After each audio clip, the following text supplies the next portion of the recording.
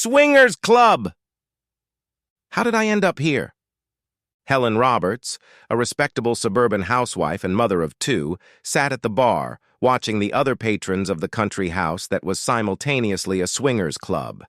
She felt like she didn't belong here. Everyone else looked younger, much younger than her 38 years, and in her eyes they all looked much more glamorous. She didn't want to be here. It was Dave's, her husband's, idea. He sat next to her, looking as confident as ever. He had been hitting on her for months before she had reluctantly agreed to sign up for the dating and swingers website that had led to their first time here at the club.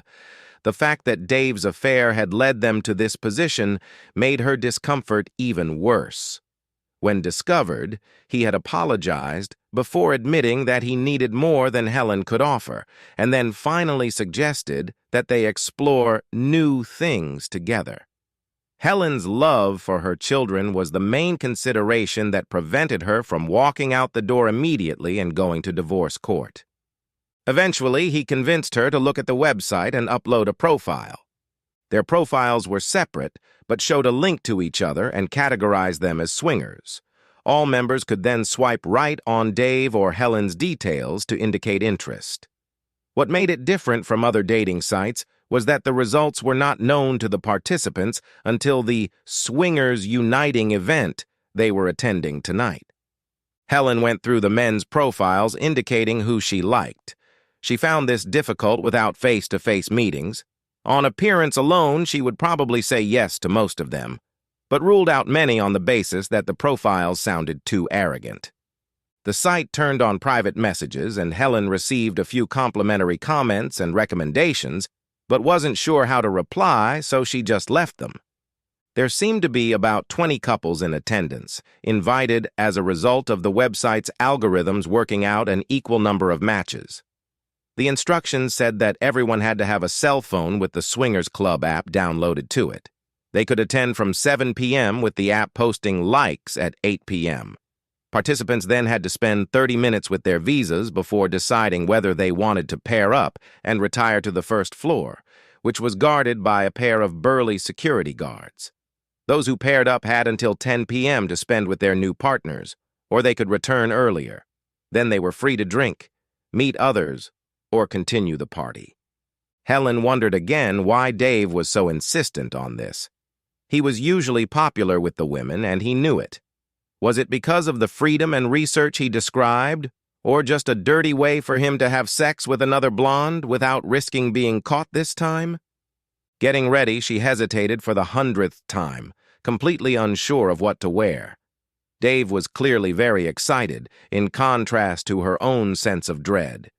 He confirmed that they should go and encouraged her to be brave, suggesting a red satin dress with a deep neckline that already seemed a little tight, as well as matching stiletto shoes.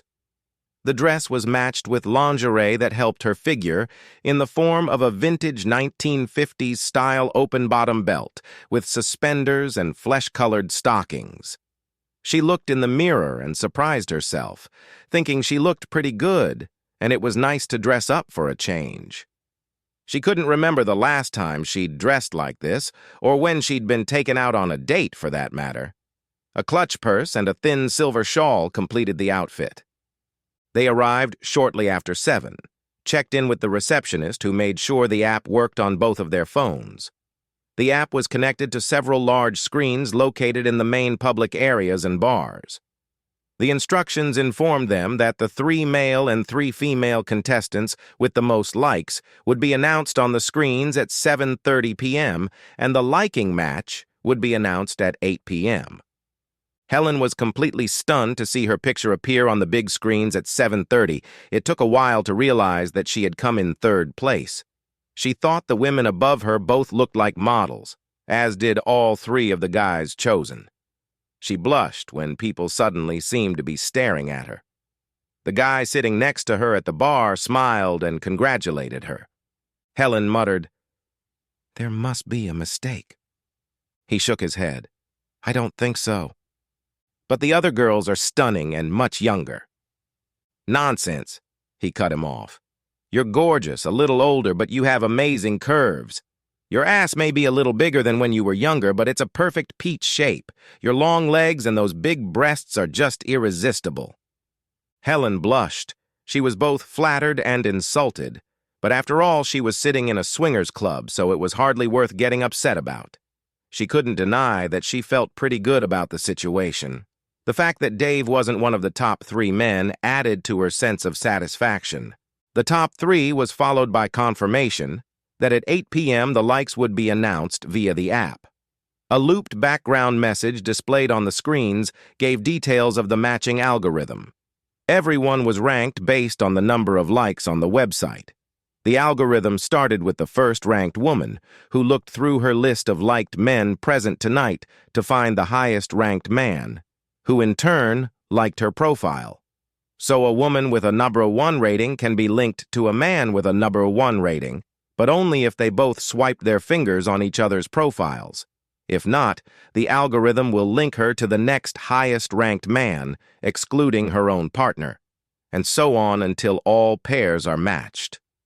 The conflicts and coincidences made it sound complicated. No wonder an algorithm was needed, and the organizers must have specially picked the invitees to make it all work. Dave seemed a little upset that his wife's high ranking hadn't raised his score, but on the other hand, he was sure he was a good choice, and all the women present looked hot. He thought it was a good idea. He really should have tried it years ago. Helen looked nervously at her phone for the 100th time. Just as the time approached 8 p.m., a message popped up. "Congratulations, you've matched with John." A picture of her date appeared, and Helen gulped, looking at the screen. She saw man number 1 both in her and on the big screen. Dave tore his gaze away from his date, a pretty red-headed girl named Marion, to check Helen out. He looked a little puzzled when he realized with whom Helen had a mutual liking. Subsequent messages showed a floor plan to direct people to their appointments. Helen got up on shaky legs to go look for her date, but was caught off guard when she was greeted by an extremely handsome man. "Hi, you must be Helen. I'm John." He leaned over and kissed her cheek. He smelled simply divine. Helen felt herself blush before coming to her senses and saying hello properly. She noticed that Dave looked at her suspiciously before going off to find his date. John brought them both drinks, and they sat down at the counter again. She wasn't sure how to start the conversation. "I didn't understand how you ended up paired with me. I mean, you go number 1. "Oh, that's easy to explain," John replied calmly. "The first-place woman is my wife, Danielle, and I didn't register a liking for the second-place woman, so you were my top pairing. I only liked 3 women on the entire list, and I must have been among your likes." "You chose me?" Helen muttered. "Absolutely, you were my first choice," John smiled.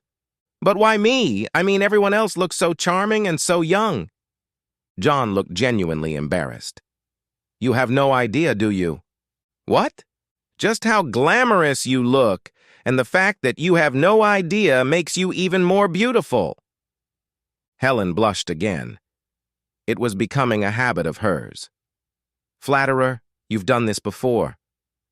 "Actually, we've only been here a couple times. I prefer real women. I don't really like blonde skeletons and fake breasts. They'd just be a poorer version of my wife, Danielle. You're gorgeous. All your curves. You have that classic hourglass look. I really like that."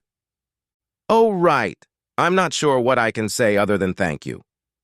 John shamelessly looked over her body from head to toe, stopping his gaze at her legs, breasts, and finally her face. "You don't have to, and I'm really glad you chose me." Having said that, John leaned forward and put his hand on Helen's thigh. This reminded her that she was wearing stockings, and he was touching them. She started to panic. John noticed this immediately and removed his hand. For a few moments, he looked at her curiously. "I take it this is your first time at the club, and this wasn't your idea." Helen wondered how he had guessed that from the look on his face, but nodded in agreement. "Right. I apologize if that was a bit rash. Just relax. We don't have to do anything you don't want to do." It's a choice we have to make together. Worst case scenario, we enjoy a drink together and then part ways without any hard feelings. If we stay together for a while, we don't do anything you don't like, and you can still leave at any time.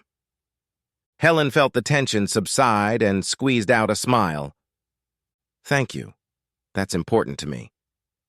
To be honest, it wasn't my idea either, but Danielle really likes it. Helen was surprised. Really?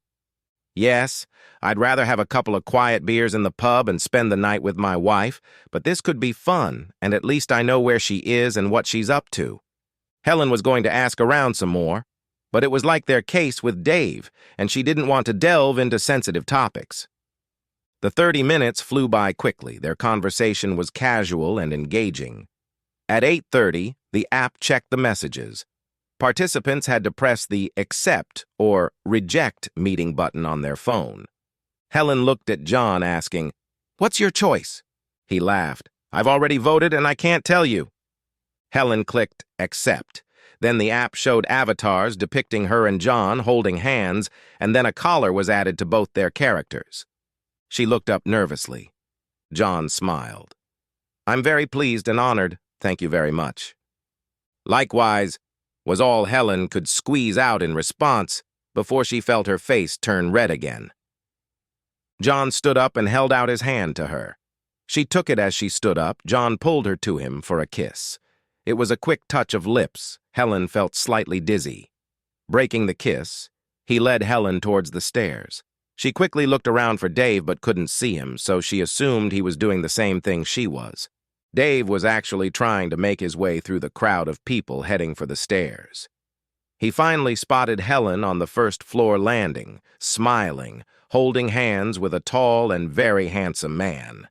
He headed for the stairs, but was stopped by a security guard who said that only couples were here. Helen disappeared as the guard sent him back to the bar. His meeting with Marion didn't go according to plan. She seemed to want a romantic encounter while Dave was looking for rough, uncomplicated sex.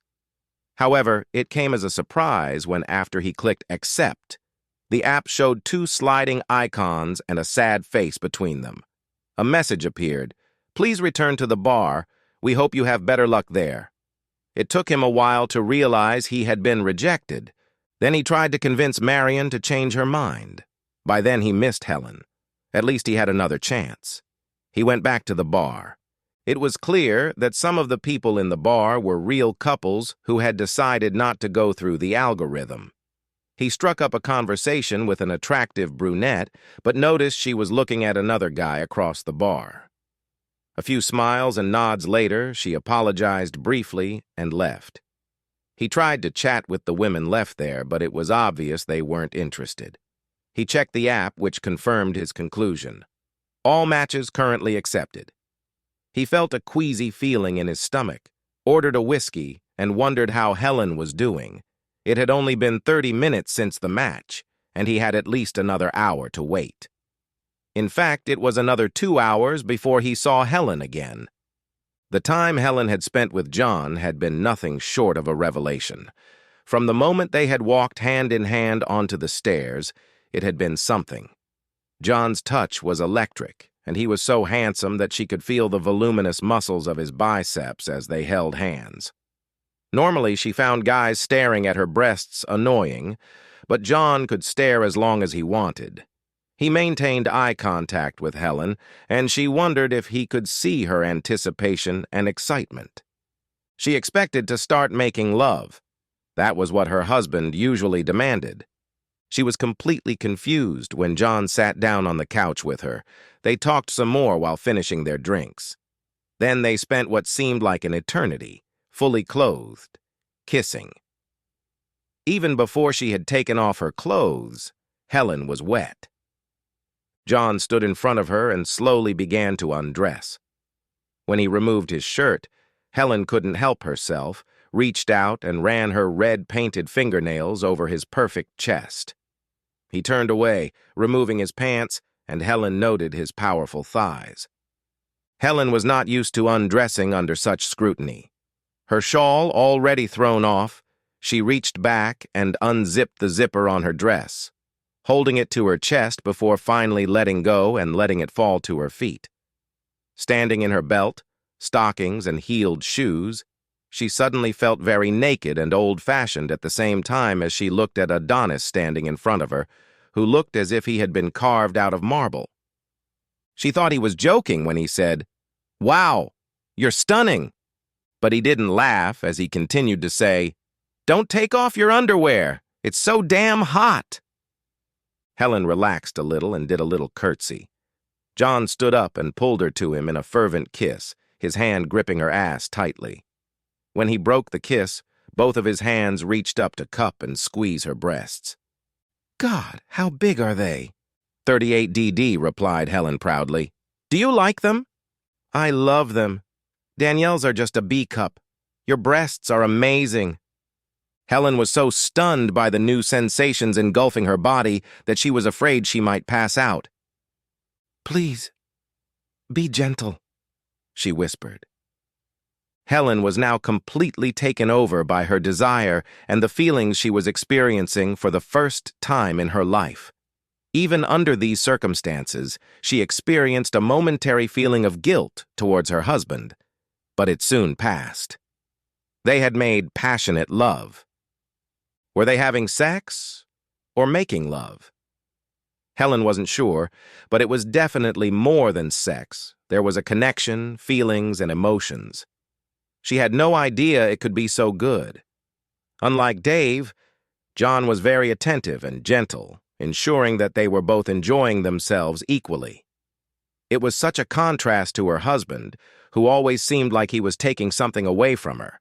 She caught herself comparing her husband to John, and the comparison didn't flatter Dave at all. After a long period of tender embraces, they finally got up and began to dress. Helen caught herself smiling at what they had just done, while John watched their parting with something akin to regret. "I must see you again." Helen hesitated. They were both married. "I don't know if that's such a good idea. I mean, it was so good and intense that it might get out of hand." The best description Helen refrained from was that it was nothing short of a revelation. She wanted more, but was pretty sure it would end her marriage, if it hadn't already. They dressed and left the room, Helen trying her best to deflect John's pleas to see her again. As they walked through the first floor, several men were clearly ogling Helen. John's requests continued. He suggested that they just meet for coffee as friends and talk, that she must have felt the same connection he did.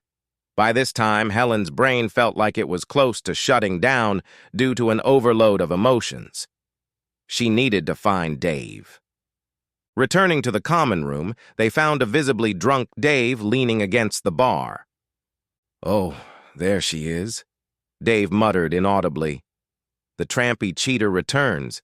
Did you have a good time, dear, with your boy toy?" Helen was both embarrassed and furious, hissing, "It was all your idea, and I haven't done anything you haven't already done, I might add, many times. And he's 10 years older than your last wench. We're leaving now before you make an even bigger fool of yourself." Dave mumbled and seemed close to fainting when Helen turned and saw John standing next to her, looking concerned. "I'm sorry, John. I think this has all been a terrible mistake. We have to go." John collapsed. "It's not a mistake for me, Helen. It's the best experience I've ever had. I hope you and your husband can work things out. Good luck." She cast one last, long, wistful glance at John, then half-dragged, half-supported Dave on his way out of the club while he muttered comments about how everything was rigged, a bloody stupid system, and they'd never come back here.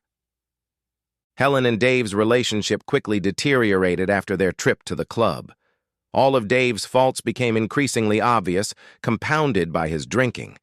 Constantly sullen and belligerent, Dave often yelled at the children and began calling Helen a cheater.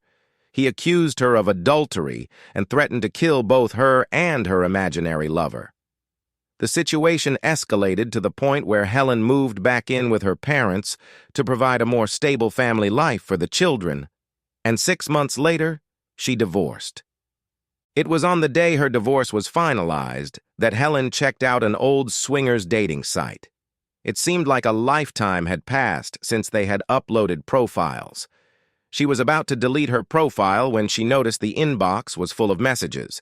She noticed over 40 emails from one source. From a man whose profile was no longer linked to Danielle, his apparently ex-wife. Helen deleted her own link to Dave's profile and thought about replying to the last message. Dear John, the end.